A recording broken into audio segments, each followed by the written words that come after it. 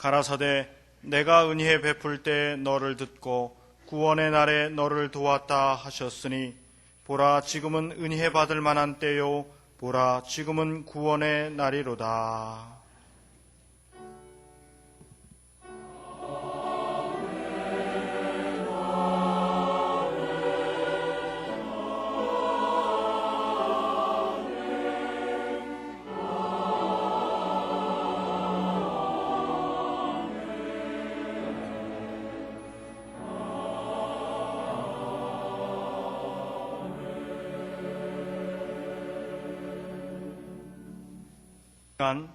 하나님께서 우리에게 주시는 구약의 말씀은 역대하 19장 11절입니다. 681쪽입니다.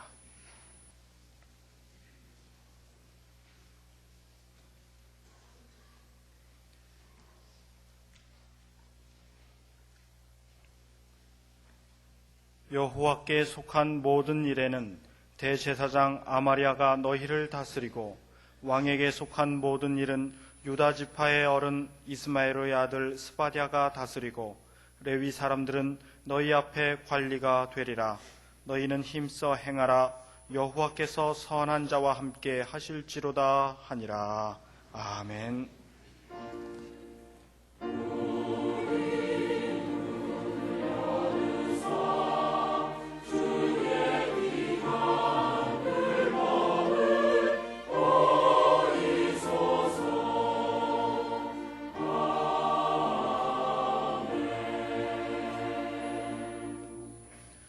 하나님께서 우리에게 주시는 신약의 말씀은 디모데전서 4장 15절입니다. 340쪽입니다. 이 모든 일에 전심전력하여 너의 진보를 모든 사람에게 나타나게 하라. 아멘. 새해 첫 주일입니다. 새해를 맞으면서 무슨 좋은 계획을 세우셨습니까? 잘 이루시고 복된 한 해 만들어 가시기 바랍니다. 오늘의 구약 본문 말씀 중에서 특별히 하반절을 새번역 성경으로 보면 이렇습니다. 용기를 내어 이 모든 지시를 잘 실행하십시오. 주님께서는 공의를 이루는 사람들의 편을 드신다는 것을 명심하십시오. 이 말씀의 배경을 살펴보면 솔로몬 왕이 세상을 떠난 이후에 이스라엘 나라는 남과 북으로 나뉘어졌죠. 그런데 남유다 제4대 왕인 여호사밧이 개혁 활동을 시작하면서 대원칙을 천명했습니다. 예배를 비롯한 신앙 활동 또 신앙 행사 그런 것들을 그리고 통치 행위를 분리해서 행사하도록 했고 당시 신앙과 관계되는 이런 통치 행위를 압도할 만큼 그 위세가 대단해서 다른 분야에까지 굉장한 영향을 행사하고 있었는데 여기에 대한 기준을 제시하면서 레위 사람들은 결정된 모든 일들이 제대로 실행되고 있는지 감독하게 하면서 오늘 이 말씀을 하셨어요. 용기를 내어 이 모든 지시를 잘 실행하십시오. 주님께서는 공의를 이루는 사람들의 편을 드신다는 것을 명심하십시오. 또 오늘의 신약 본문 말씀은 이 모든 일에 전심전력하여 너의 진보를 모든 사람에게 나타나게 하라. 여기서 말씀하는 이 모든 일이라고 하는 것은 바로 앞에 있는 12절로 14절의 말씀입니다. 누구든지 내 연소함을 업신여기지 못하게 하고 오직 말과 행실과 사랑과 믿음과 정절에 대하여 믿는 자에게 본이 되어 내가 이를 때까지 읽는 것과 권하는 것과 가르치는 것에 창념하라. 네 속에 있는 은사 곧 장로의 회에서 안수받을 때 예언으로 말미암아 받은 것을 조심 없이 말며 그랬어요. 그러면서 이 모든 일에 전심전력하여 너의 진보를 모든 사람에게 나타나게 하라 했습니다. 우리 교회는 금년표로 이 말씀에 근거해서 힘써 달려가는 교회로 정했습니다. 여기서 교회라는 의미는 성도 또는 교인이란 뜻을 담는 겁니다. 바꿔 말씀드리면 모든 일에 전심전력하는 성도라고 할 수 있습니다.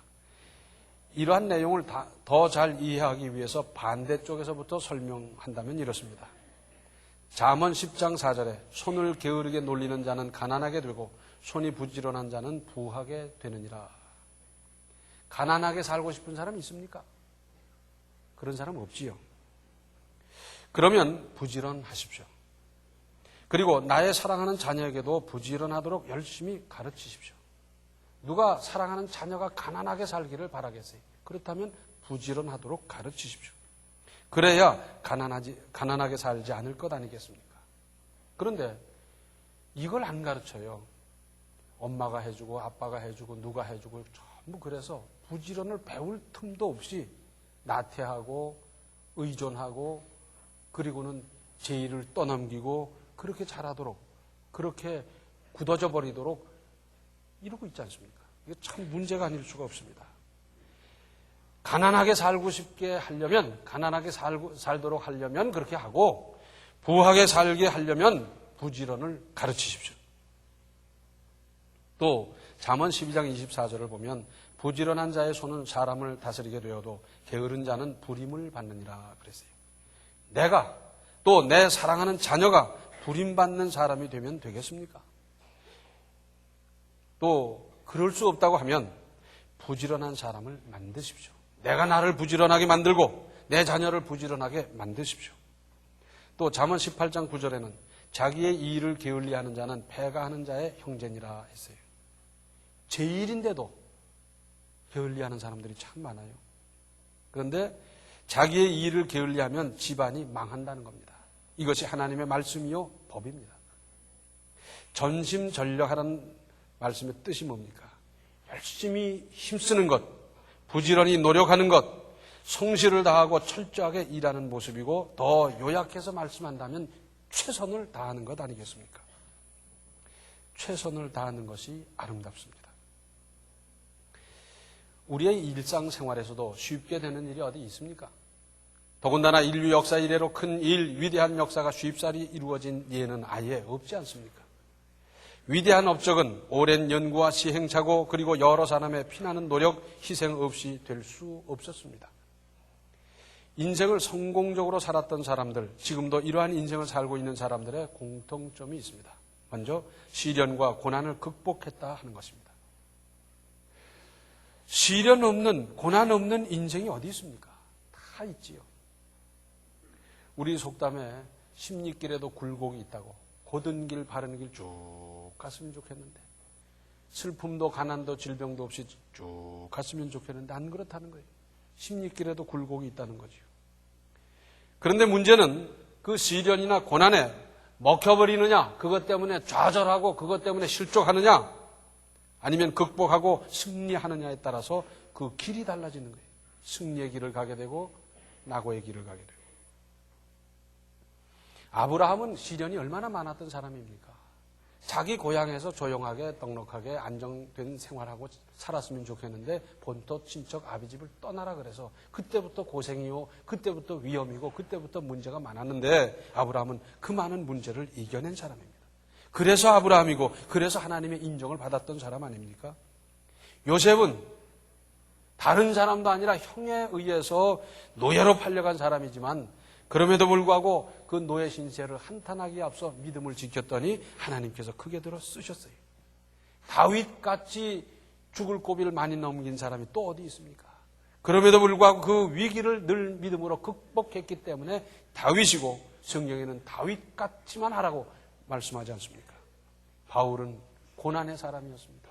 세상 천지 그렇게 고난당한 사람이 어디 있습니까? 그럼에도 불구하고 바울은 이겼고 승리했고 그래서 오늘도 우리는 바울을 높이고 있습니다. 또 그 일을 위해서 온갖 정성을 쏟아붓는 사람들이 성공적으로 살아왔습니다. 아브라함이 그랬고 요셉이 그랬고 다윗, 바울이 다 그랬더랬습니다. 제가 고등학교 1학년 때 독일어를 배우게 됐는데 독일어 선생님이 얼마나 족쳐대는지 몰라요. 독일어를 잘해야 된다는 거예요. 그러면서 독일어를 열심히 해가지고 꿈도 독일어로 꾸고 잠꼬대도 독일어로 하고 그럴 정도로 하라는 거예요. 그러면서 얼마나 그냥 강권하시는지. 그래서 그때 외웠던 걸 지금도 기억하고 있습니다. 데어데스 댐덴디 데어데디 따스데스 댐따스. 지금 거기 미쳐야 되는 거예요. 그렇죠? 그리고 무엇보다도 열심히 매진한 사람들입니다. 자나 깨나 손이 부르트도록 못이 박이고 거기에 또 박이도록 그렇게 열심히 매진하는 사람들. 대충 했는데 성공하고 잘 됐다 그런 예를 보셨습니까? 열심히 하고도 안 되는 경우가 얼마나 많은데 매진하고도 안 될 수가 있는데 대충 하고 무슨 성공 잘 될 일이 있겠습니까?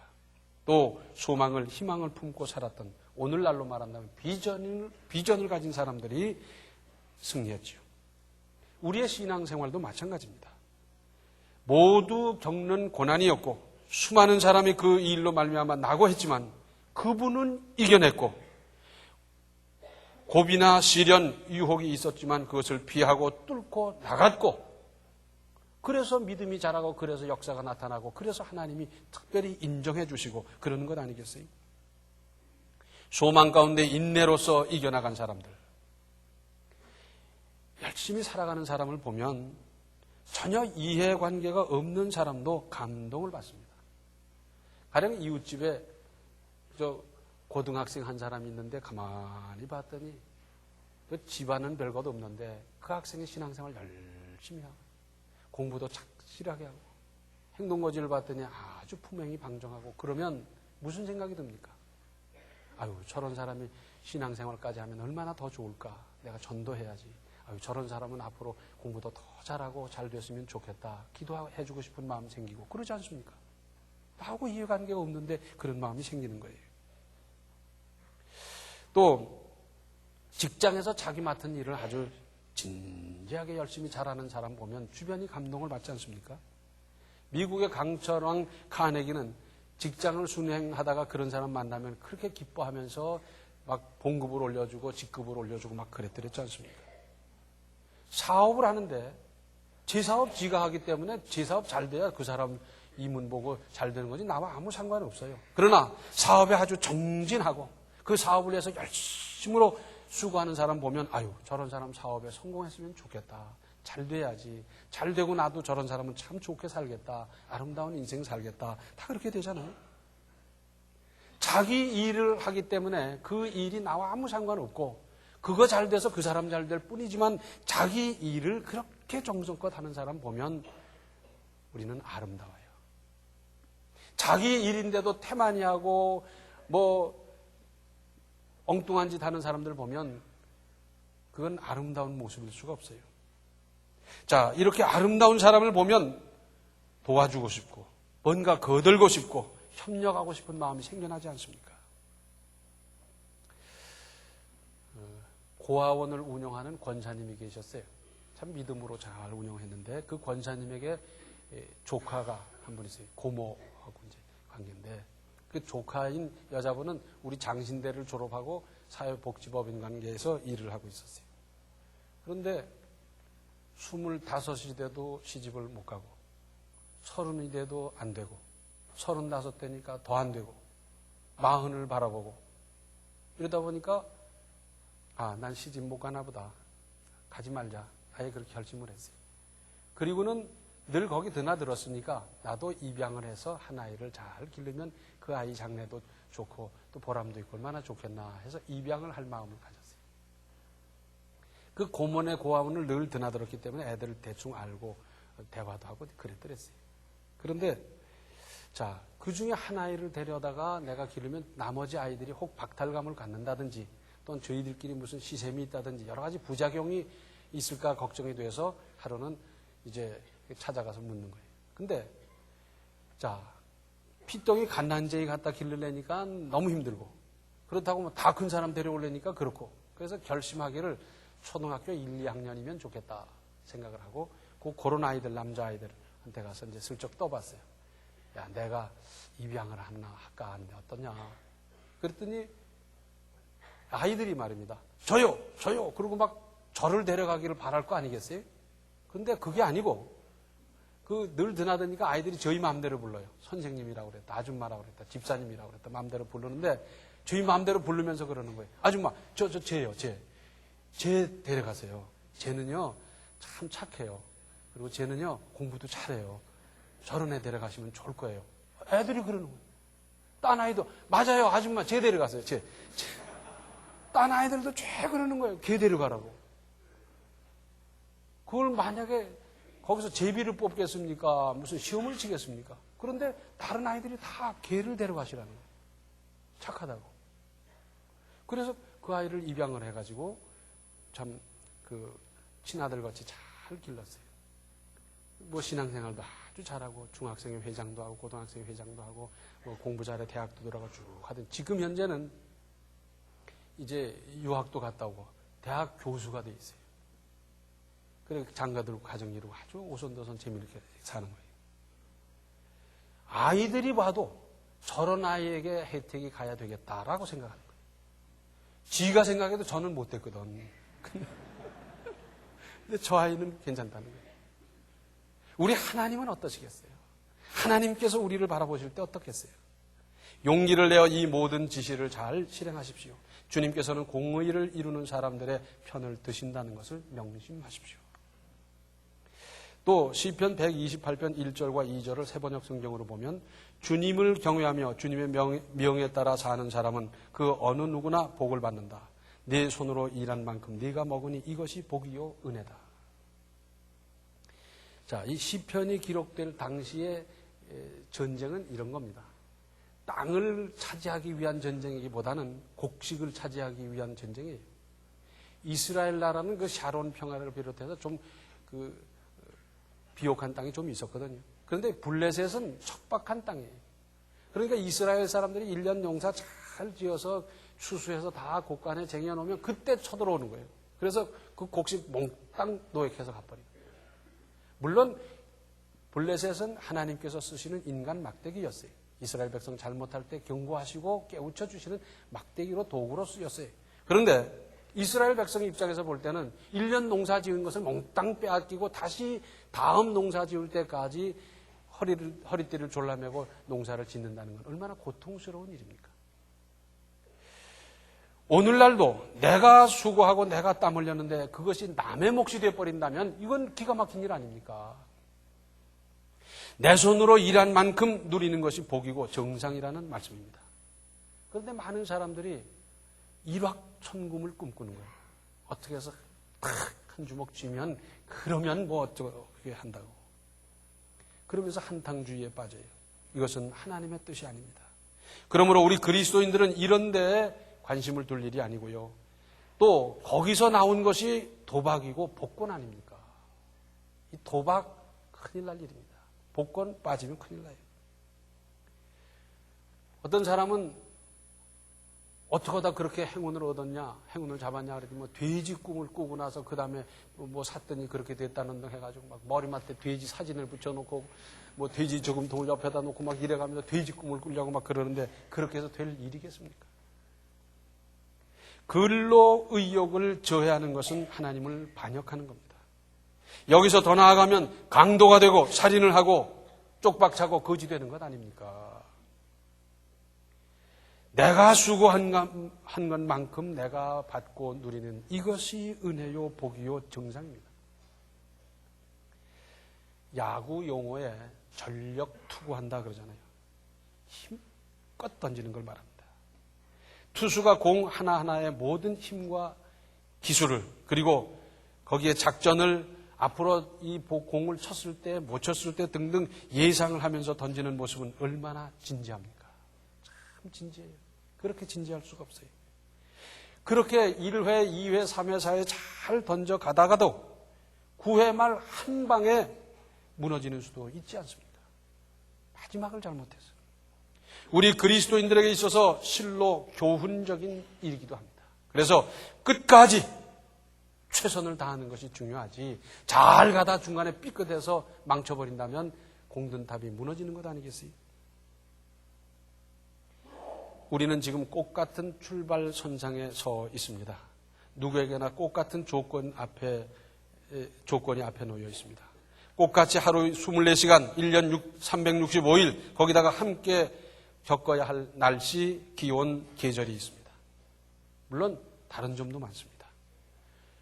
자, 키가 작은 사람이 열심히 한다고 농구 선수가 되겠습니까? 그렇다고 키가 큰 사람이 전부 농구 선수는 아니지 않습니까?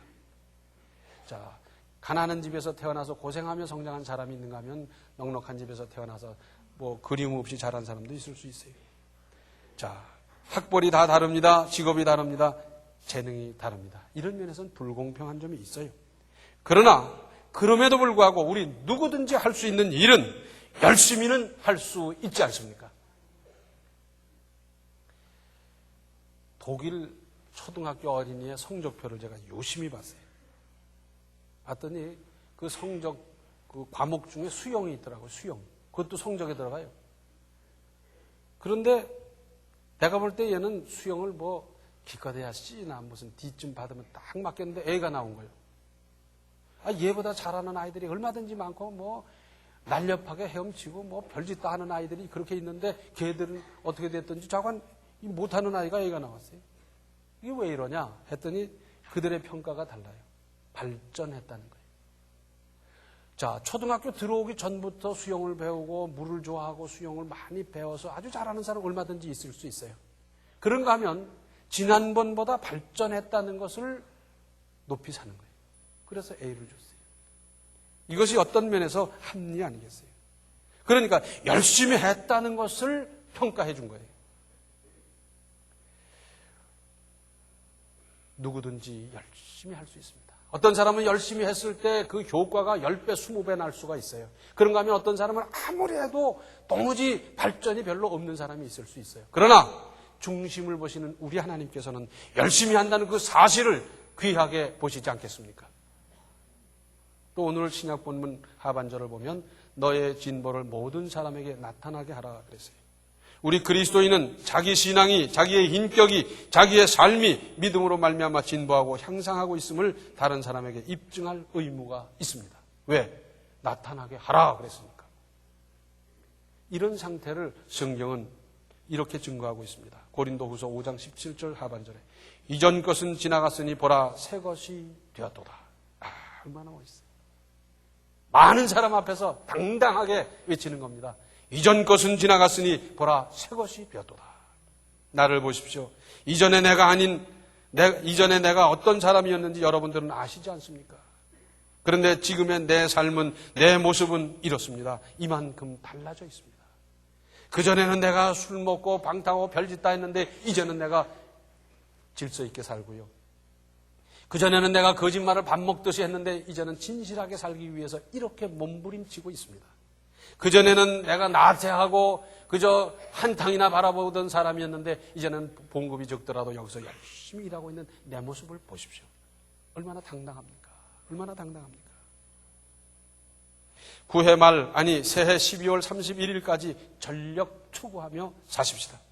새해에는 열심히 사십시다. 새해에는 열심히 믿읍시다. 새해에는 모든 일에 전심전력하도록 하십시다. 논어에서 그런 말이 있잖아요. 진인사대천명이라고. 사람이 할 수 있는 모든 것을 다 하고 하늘의 명을 기다리자 그 말이에요. 우리식으로 말한다면 내가 할 수 있는 믿음, 노력, 수고, 열심을 다 기울이고 그리고 하나님이여 나를 도우셔서 그래야 순서가 되는 것 아니겠어요? 자기는 별것 안 하고 자기는 나태하고 낮잠 자고 별짓 다 하면서 하나님 나를 도우시옵소서 하나님이 도와주시겠어요? 누구든지 힘쓸 수 있습니다. 누구든지 노력할 수 있습니다. 누구든지 열심히 할 수는 있습니다. 중심을 보시는 하나님 앞에서 열심히 살아서 하나님께서 보셔서도 맞아. 너는 됐다. 너는 이제부터 내가 도우리라. 너를 붙들어 크게 쓰리라 하는 하나님의 그런 인정을 받으며 사는 이 아내가 되시기를 바랍니다. 기도하시겠습니다. 은혜로우신 아버지 하나님, 참 저희들 나태했더랬습니다. 좀 더 자자, 좀 더 눕자, 손을 모으고 좀 더 자자 했던 저희들 불쌍히 여겨 주시옵소서. 누구든지 열심히 살 수는 있는데, 누구든지 열심히 믿을 수는 있는데 저희들 이 일을 이제 금년에야말로 잘 감당하게 하여 주시옵소서. 사람의 인정, 하나님의 인정을 함께 받을 수 있게 하여 주셔서 하나님께서 이제 내 믿음을 보았노라는 그 평가를 내릴 수 있는 인생 이제부터 살게 하여 주시고 더 질서 있고 더 존절하고 더 아름답고 더 깨끗하고 더 하나님을 기쁘시게 하는 인생 금년을 살게 하여 주시옵소서. 예수님의 이름 받들어 간절히 기도하옵나이다. 아멘. 하나님의 일은 물론 개인적인 모든 일에도 힘써 행하십시오.